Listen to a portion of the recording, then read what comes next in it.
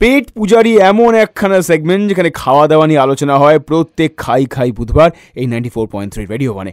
আমি রয় তো radio jockey হিসেবে থাকি, কিন্তু ফুড জকি হিসেবে যিনি থাকেন সেই কনিষ্ক চক্রবর্তী অ্যাড জগতের মানুষ, নিজে একখানা ফুড ব্লগ রয়েছে, দুর্দান্ত রান্না করেন আর তার সঙ্গে সঙ্গে খেতেও হেভি ভালোবাসেন। কনিষ্কদা, নেক্সট কোথায় যাচ্ছি আমরা একটুখানি চপ কাটলেট খেতে? ছোটবেলায় বড় হয়েছি লেক মার্কেট এলাকাতে, বেশ বেশি বড় হয়েছি। তো সেখানে একটা দোকান আছে, রাধুবাবুর দোকান, বিখ্যাত দোকান। এককালে রাজ কাপুর ওখানে চা খেতেন, অনেক বড় বড় মানুষেরা, সত্যজিৎ রায় শুনেছি ওখানে খেয়েছেন, আমার চোখে দেখা না, গল্প শোনা এগুলো।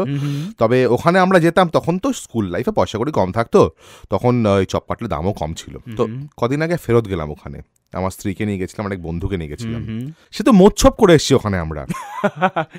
সেখানে আমরা খেয়েছি ফিশ ফ্রাই, তো খেয়েছি ওখানে fish fry, special fish fry, diamond শেপের ফিশ ফ্রাই দেয় একটা। আর এছাড়া মাটন চপ খেয়েছি, এছাড়া স্পেশাল চিংড়ি কাটলেট খেয়েছি, which is not a patch on Allen by the way, I must say. কিন্তু ওখানে যেটা স্পেশাল, যেটা আমি বলতে চাই আজকে, সেটা হচ্ছে এভরি থার্সডে ওখানে একটা চিকেন রোস্ট বিক্রি হয়।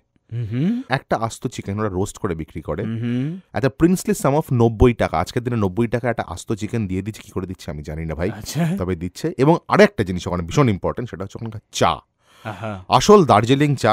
যেরকম চাইবে, দুধ চাইলে দুধ দিয়ে, দুধ চিনি চাইলে দুধ চিনি, নাহলে রং চা, চিনি চা, লেবু চা, যা বলবে, সঙ্গে দুটো থিনার রোড বিস্কুটও পেয়ে যাবে। অসাধারণ দোকান, আমার ছোটবেলার জায়গা রাধুবাবুর দোকান, জনক রোডে, লেক মার্কেটের ঠিক পাশেই।